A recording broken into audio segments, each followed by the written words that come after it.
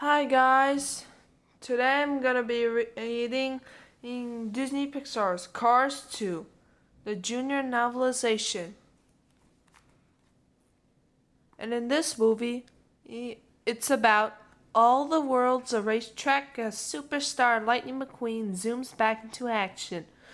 With his best friend Mater in tow, Lightning takes on the globe's fastest and finest in Disney Pixar's Cars 2. Cars 2, the junior novelization, retells the whole exciting story and features 8 pages of full-color images straight from the movie. Ka-chow! And each video has 23 chapters. Each video will. This book has 23 chapters. I'm gonna make it 12. I'm gonna make 12 videos. Each video has 2 chapters except for this video. This video will have this because this book has only one more chapter. So I'll so Cars 2, the junior novelization, adapted by Irene Trimble. I hope you enjoy this video. And today I'm gonna read chapters 1 and 2. Enjoy. Chapter 1. This is Agent Leland Turbo. This is Agent Leland Turbo. The British spy car whispered hurriedly. I have a flash transmission for Agent mcmissile. Turbo was looking directly into the camera of his audio-visual transmitter, trying to reach headquarters. The agent quickly spun and checked to see if his enemies were approaching. Safe so far. You won't believe what I found out here. This is bigger than anything we've ever seen, and no one knows it exists. The audio static was making Turbo's message nearly indecipherable. But some of his words were crystal clear. Then I need backup. The transmission flickered. Then Turbo added, transmitting my grids now. Good luck. Hours later, in the pitch-dark night, a feisty little boat furiously made its way through the rough seas of the North Pacific. It stayed on course as the bows alternately rose and slammed down into the oncoming swells. On board, Agent mcmissile steeled himself as the boat approached the coordinates designed on his dashboard. As one of Britain's best spies, Finn had serious business to address tonight. Clandestine business. Alright, we're here. Right where you paid me to bring you. Finn's Scrappy Ride told him. Finn's Scrappy Ride named Krabby told him as they rocked from side to side. The question is, why?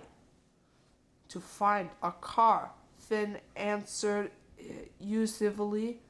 Krabby glanced back at his rider. I hate to break it to you, but there ain't nobody out here but us. Finn braced his tires. The little boat was wrong about that. The agency had tracked Finn's fellow agent Turbo to these very coordinates. Turbo was somewhere out here, and he was in trouble. Turbo also had important top-secret information.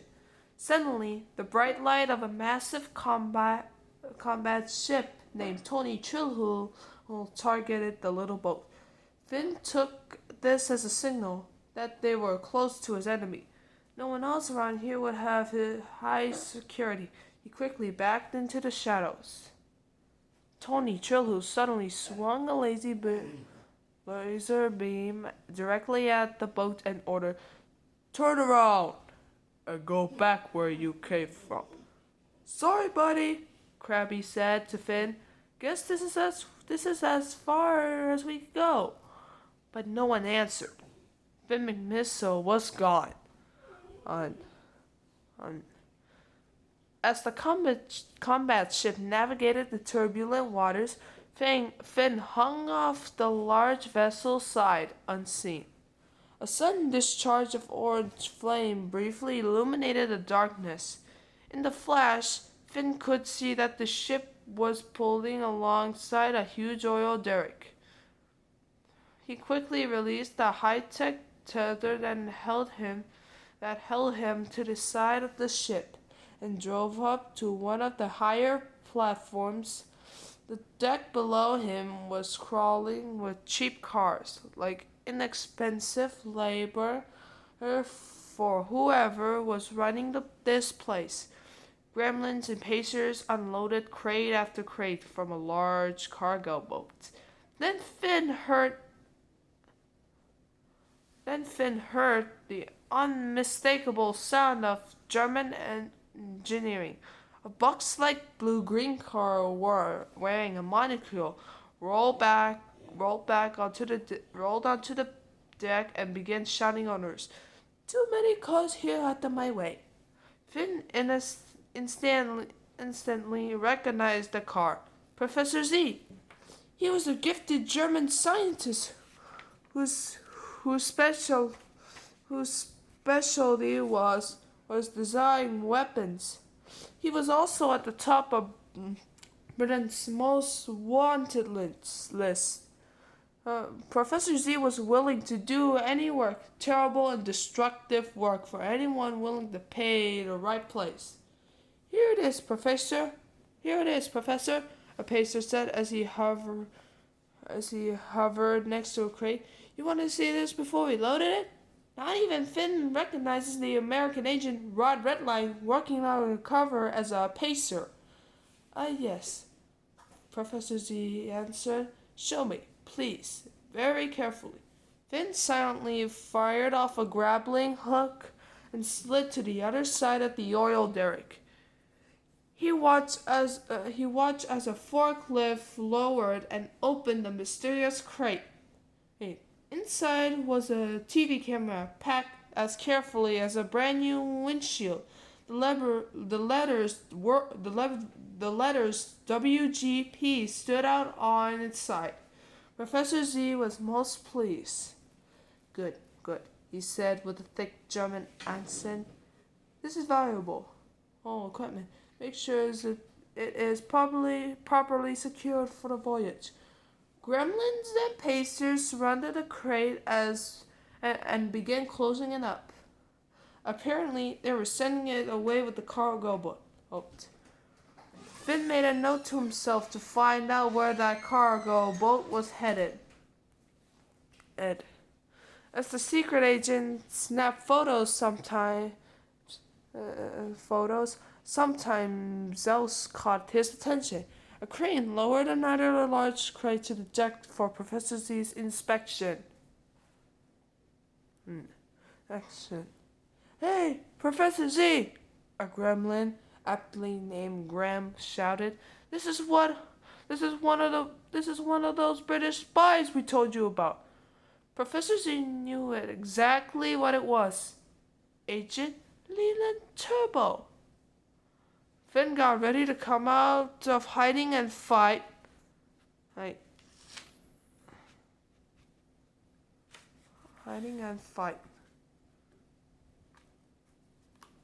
Chapter 2.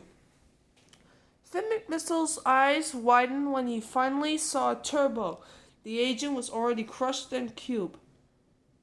A blast of flame from the oil derrick suddenly cast Finn's shadow onto Professor Z.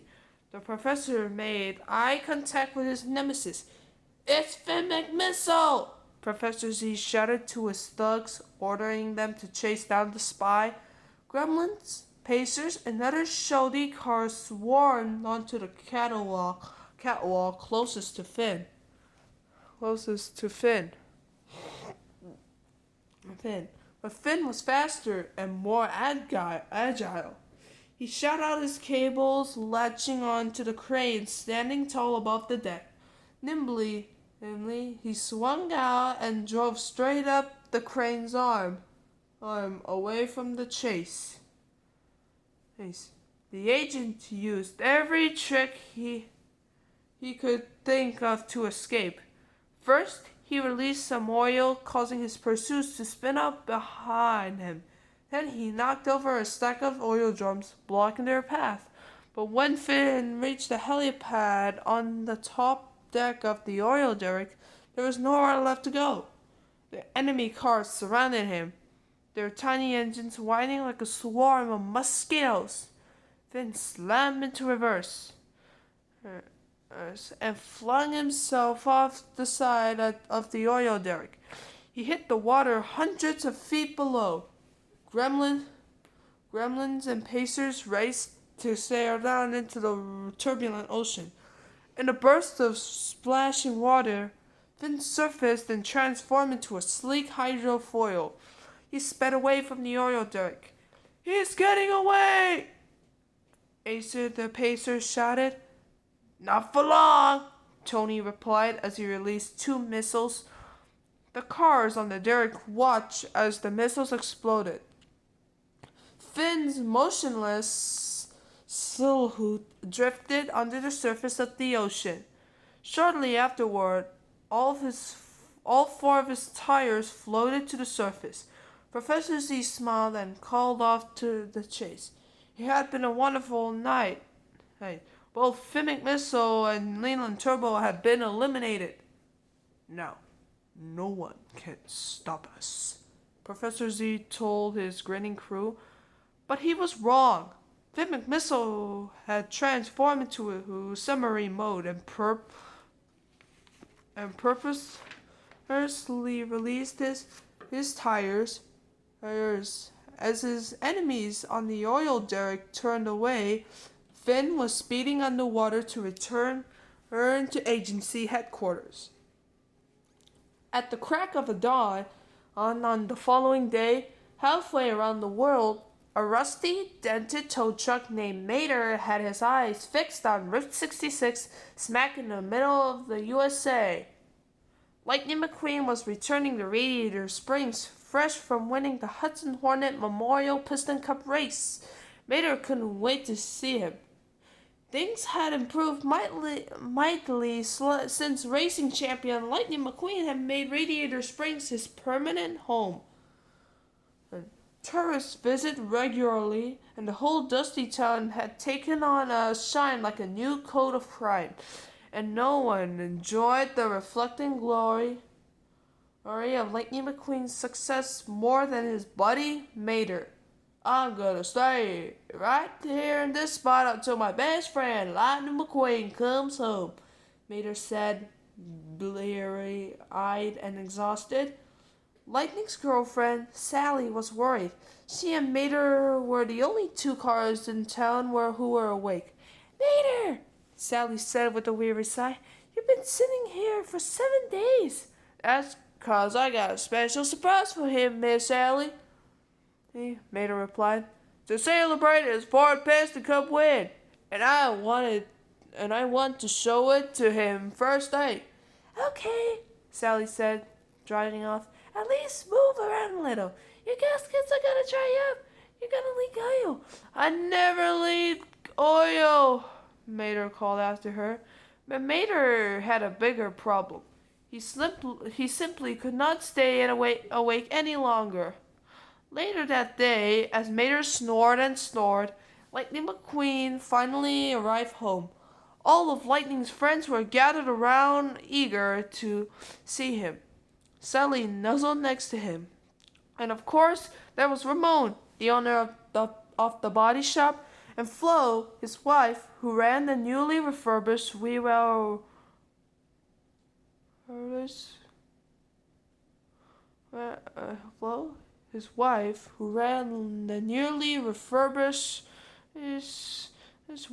restaurant. Sarge and Fillmore were there too. Sarge owned the surplus supplies store right next to Fillmore's, where the green and white van made and sold his own organic fuel. Lizzie, the old black car who owned the carrier shop, was settled next to Red the fire truck and the police cruiser Sheriff. Poor Mater had waited the longest for Lightning to return, and now he was missing the homecoming. He looked so peaceful. Lightning said, I don't want to wake him up. Okay, move aside. It was Mac, the big rig, who drove Lightning to and from his races. I always wanted to do this. The big rig blasted his horn, startling Mater so wide awake that the poor tow truck raced around toward backward at top speed. He couldn't stop. Finally, Mater drove right over a cliff.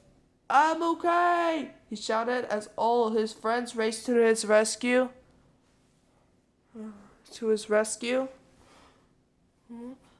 He had already tossed his hook over a ledge and was climbing back into view. Mater! Mater? Lightning shouted, worried about his pal. I'm alright, Mater said. But Lightning was concerned. Wow, you just got yourself a nasty dent there, buddy.